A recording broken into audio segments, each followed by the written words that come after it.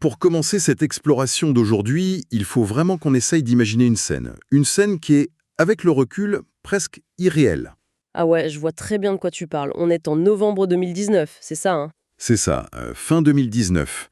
C'est un dimanche soir, quelques mois à peine, avant que la pandémie ne vienne absolument tout bouleverser.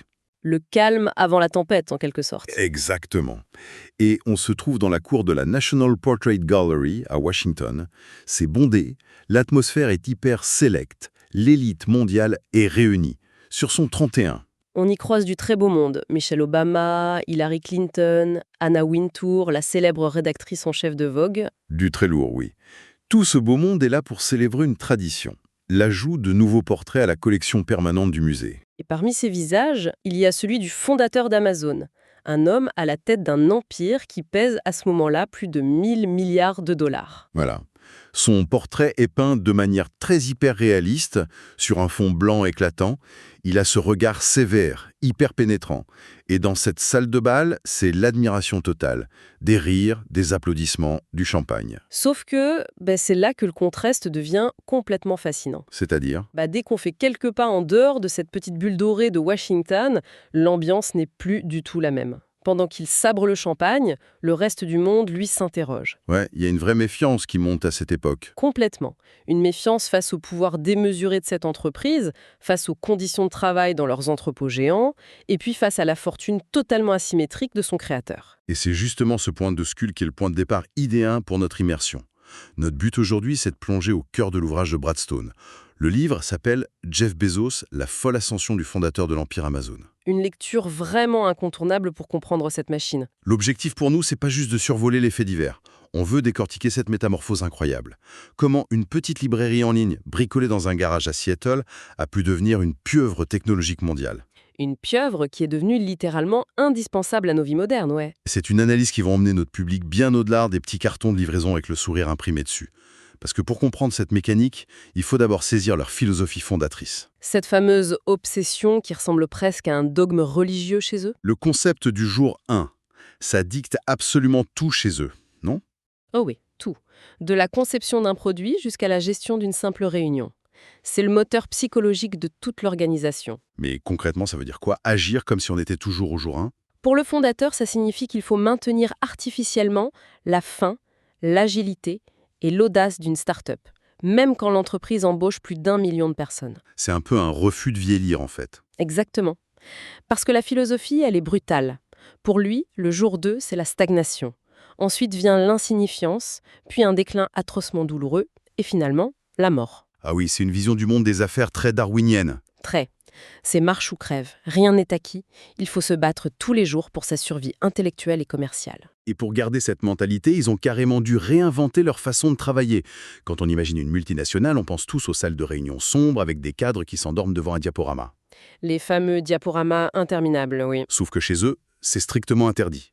Pas de présentation, pas d'animation visuelle. C'est une règle d'or. Les réunions majeures commencent d'une manière qui choque pas mal les nouveaux employés d'ailleurs. Elle commence dans un silence absolu. C'est ça, hein. Tout à fait. Pendant 20 à 30 minutes, tout le monde lit en silence un texte imprimé. Un récit narratif de 6 pages extrêmement dense. Faut imaginer la pression pour celui qui a écrit le texte. Mais carrément, l'auteur est là, assis, et il regarde les plus hauts dirigeants décortiquer chaque virgule, chaque argument de sa proposition dans un silence de mort. Pourquoi s'infliger ça au fond? Parce que ça force la clarté de la pensée. Rédiger des vrais paragraphes structurés, ça empêche de se cacher derrière un bon charisme ou des concepts flous jetés sur un écran. Le fond passe avant la forme. Et ça s'accompagne d'une autre règle fascinante, ce qu'ils appellent travailler à l'envers. Ah oui, le fameux working backwards. Au lieu de demander un budget puis de développer le produit, l'équipe doit d'abord écrire le faux communiqué de presse de lancement. Avec une foire aux questions fictives, comme si le produit sortait demain. On part du client final pour remonter vers la technologie. Ça évite de fabriquer des trucs dont personne ne veut. Et c'est justement ces triggers qui nous amènent à une de leurs inventions les plus folles, l'enceinte connectée, l'assistante vocale. Alexa. Voilà. Au début, en interne, ça s'appelait le projet Doppler, ou projet D. Et la façon dont c'est né, en 2010, c'est fou. Ce n'est pas du tout le fruit d'une étude de marché classique, n'est-ce pas? Pas du tout. Ça vient d'un simple croquis que le fondateur a dessiné sur un tableau blanc. un cylindre avec un micro et un haut-parleur. En 2010, la reconnaissance vocale, c'était super lent, ça comprenait pas les accents. C'était de la science-fiction à l'époque. Totalement. Et la science-fiction, c'est le mot-clé ici. Oui, parce que l'obsession du patron pour la série Star Trek a vraiment été le catalyseur.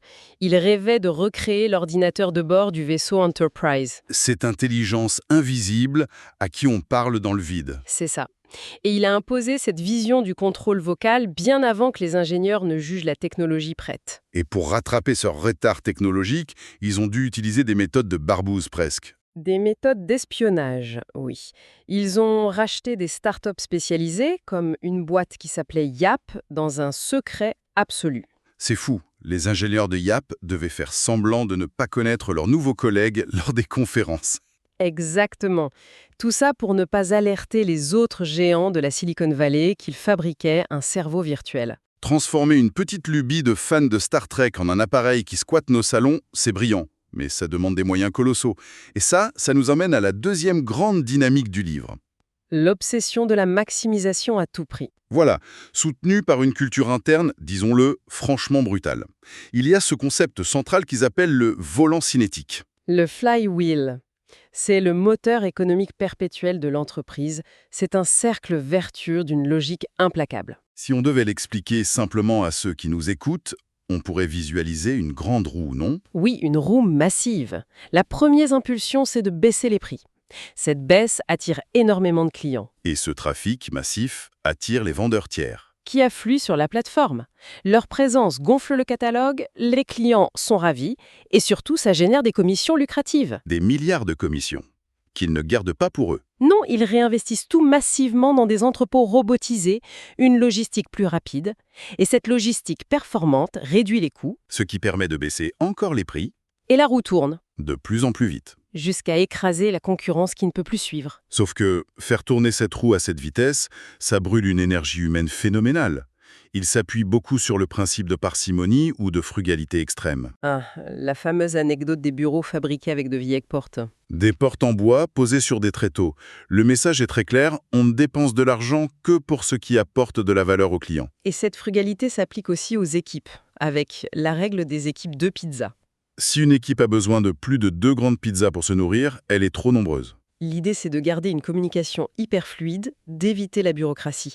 Ça permet une vitesse d'exécution incroyable, mais c'est un lourd tribut humain. Oui, l'exigence s'est poussée à son point de rupture. D'ailleurs, en 2015, un grand quotidien new-yorkais a sorti une enquête dévastatrice sur les conditions de travail dans leurs bureaux. C'était un portrait très sombre, un environnement darwinien, des journées à rallonge, des employés qui fondaient en larmes à leur bureau. Le stack ranking, c'est une méthode de gestion qui oblige les managers à classer leurs équipes et à licencier systématiquement ceux en bas du classement. Même si l'équipe entière avait fait une super année. C'est terrifiant. C'est une sélection artificielle pour éliminer tout relâchement, mais ça crée une paranoïa et une compétition féroce entre les collègues. Le bad buzz a été tel qu'ils ont dû assouplir le système. Mais la façon dont le fondateur a justifié ce changement devant ses investisseurs, ça en dit long sur son sens de l'humour un peu grinçant. Ah oui, l'analogie du dîner au restaurant. Il a dit en gros, ce système, c'est comme inviter sa femme au restaurant. Pendant tout le repas, on lui fait des compliments sur ses succès, sa gentillesse. Et au dessert, on lui lâche « Ah, au fait, je trouve que t'as pris un peu de poids. » Et bien sûr, c'est la seule chose dont elle se souviendra. C'est ça. Il a admis que la méthode effaçait toutes les réussites et détruisait le moral. C'est pragmatique, mais cet homme a aussi une mémoire d'éléphant et une tendance très vindicative.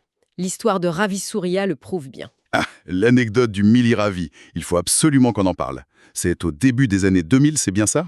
Oui, juste après l'éclatement de la bulle Internet. L'entreprise frôle la banqueroute. Ravi Surya, un analyste financier très écouté, sort un rapport incendiaire prédisant leur faillite. Et à cause de ça, l'action s'effondre. On les surnomme même Amazon point bombe. Le patron encaisse, mais il n'oublie rien. Des années plus tard, quand l'entreprise renoue avec des profits records, il rédige lui-même une partie du communiqué financier pour Wall Street. Un document officiel, super austère. En apparence, c'est devant. Mais en fait, en prenant la première lettre de certains mots dans une phrase, il a caché un mot secret. Milli-Ravi. Exactement. Le grand public n'y a vu que du feu. Mais en interne, un milli-ravi, c'était une fausse unité de mesure pour quantifier le fait de se tromper lourdement, soit un millième de ravi. Quelle mesquinerie assumée. Humilier un analyste en cachant un code dans un rapport financier, c'est du génie sombre. C'est l'attitude d'un homme qui voit les affaires comme un jeu d'échecs sans pitié. Et cette ambition vorace, elle nous amène à la troisième partie de notre analyse, leur expansion dans le monde physique. Parce que dominer Internet, ça ne suffisait plus, il fallait optimiser le monde réel. Le béton, les briques. D'où le rachat de Whole Foods, la chaîne de supermarchés. Un vrai séisme. Et surtout, l'invention des magasins sans caisse. Amazon Go. Le client entre, prend son article et sort.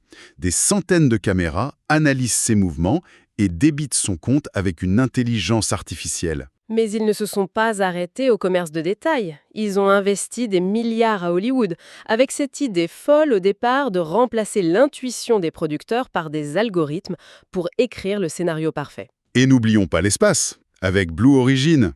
Pour lui, ce n'est pas qu'un hobby de milliardaire, c'est la conviction que l'industrie lourde devra finir dans l'espace pour préserver la Terre. Tout ça repose sur une foi aveugle dans l'automatisation. Mais cette confiance dans les algorithmes, c'est aussi ce qui révèle le côté sombre de la fameuse marketplace. L'espace ouvert aux vendeurs indépendants.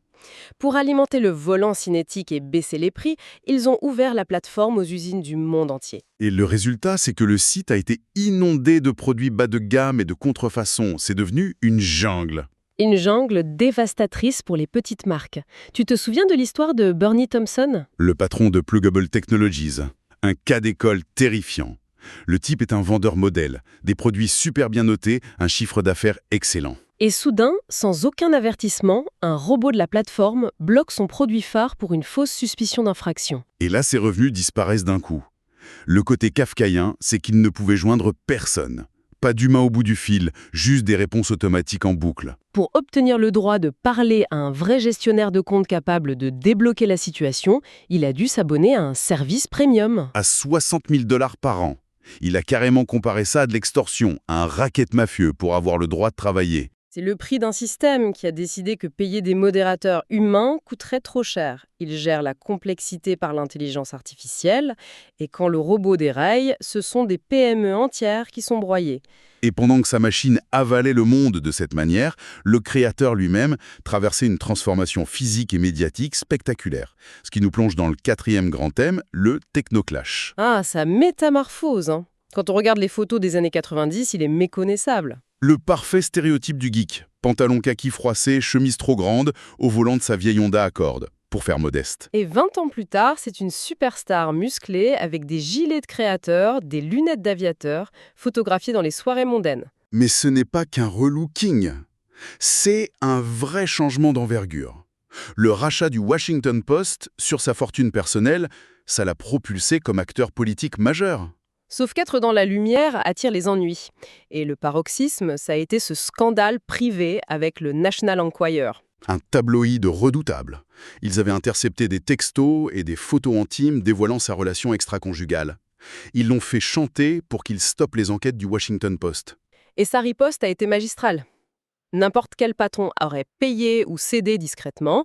Lui, il a choisi l'attaque frontale. Il a écrit un long texte sur la plateforme Medium, hyper provocateur, où il dévoile lui-même tout le chantage, y compris la description des photos compromettantes. En s'exposant lui-même, il a désarmé les maîtres chanteurs. Il a retourné l'opinion publique qui a fini par le voir comme un défenseur de la liberté de la presse. Une gestion de crise d'une audace folle. Mais cette audace n'a pas calmé les politiques, bien au contraire. C'est ça, le technoclash. De tous les côtés de l'échiquier politique, l'entreprise est devenue une cible. Sur le plan juridique, on peut citer le fameux texte académique de Lina Khan, rédigé à Yale. Oui, son analyse est percutante. Elle dit que les vieilles lois antitrust américaines visaient les monopoles qui font grimper les prix. Or, Amazon fait baisser les prix. Lina Khan explique donc que cette vision juridique est obsolète face à une plateforme qui contrôle carrément l'infrastructure d'Internet pour étouffer la concurrence. Et à Washington, ça tire à balles réelles. D'un côté, le président Donald Trump a passé son temps à l'attaquer sur les réseaux sociaux. Il l'accusait d'utiliser la poste américaine comme son livreur privé et de tuer les petits commerces. Et de l'autre côté de l'échiquier, on a Bernie Sanders avec sa proposition de loi Stop Bezos. Une loi qui ciblait directement les salaires dans les entrepôts. Sanders s'indignait qu'une boîte de 1000 milliards paye certains employés si mal qu'ils devaient recourir aux aides alimentaires de l'État. Face à cette tempête de critiques, il est important, pour garder une analyse neutre, de rappeler la ligne de défense de l'entreprise. Il ne se laisse pas faire. Pas du tout. Le fondateur s'est défendu bec et ongle devant le Congrès américain. Leur argument, c'est qu'ils sont un moteur de croissance locale. Ils affirment fournir à des millions de petits vendeurs indépendants des outils technologiques et logistiques dignes d'une multinationale. En gros, sans eux, ces petits artisans n'auraient jamais pu exporter ou toucher un marché mondial. Pour eux, leur taille gigantesque n'est pas le problème, mais la condition même pour faire tourner cette infrastructure. C'est un débat complexe. Oui, et ça m'amène à une réflexion très concrète. Pour ceux qui nous écoutent, que peut-on retirer de cette machine implacable pour sa propre vie professionnelle ou son business? Il y a une phrase du fondateur qui résume tout. Il dit en substance que les bonnes intentions ne font pas long feu, mais les mécanismes oui. C'est l'idée que compter sur la motivation ou la gentillesse des gens pour régler un problème, ça ne marche jamais à grande échelle. Exactement. Il faut construire un mécanisme. Comme avec la réunion silencieuse. Si tu veux de la rigueur, tu ne demandes pas gentiment aux gens d'être attentifs, tu leur confisques les diaporamas et tu imposes un texte de 6 pages. C'est structurel. Même chose pour l'innovation, elle est forcée par des contraintes budgétaires extrêmes. On accepte l'échec d'un produit, mais on ne pardonne pas un processus mal exécuté. Appliquer cette logique des mécanismes à ses propres projets, ça change vraiment la donne. En fin de compte, ce livre, il ne dépeint ni un génie sauveur de l'humanité, ni un super vilain de bande dessinée. Non, il décrit un architecte obsédé par l'optimisation.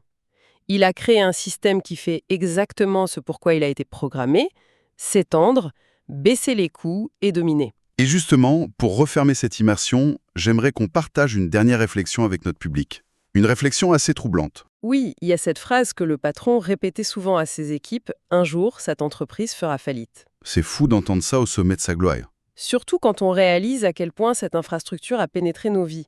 De nos hôpitaux à nos maisons, on a franchi une porte à sens unique. Et la vraie question, c'est de savoir ce qui va se passer si cet architecte originel lâche les rênes. Si l'homme qui a dicté la culture du jour 1 s'en va. Voilà. Quand cet immense algorithme continuera de tourner tout seul, juste guidé par son code d'optimisation, sans la conscience de son créateur pour le modérer, est-ce que cette machine pourra un jour être freinée ou est-ce qu'elle est devenue indispensable au fonctionnement même de notre monde? C'est le genre de question qui mérite qu'on y réfléchisse la prochaine fois qu'on trouvera un carton sur notre paillasson. En tout cas, merci beaucoup à ceux qui nous écoutent d'avoir suivi cette longue analyse avec nous. On vous invite vraiment à continuer de creuser ces sujets par vous-même et à toujours interroger les forces qui modèlent notre quotidien. À très bientôt.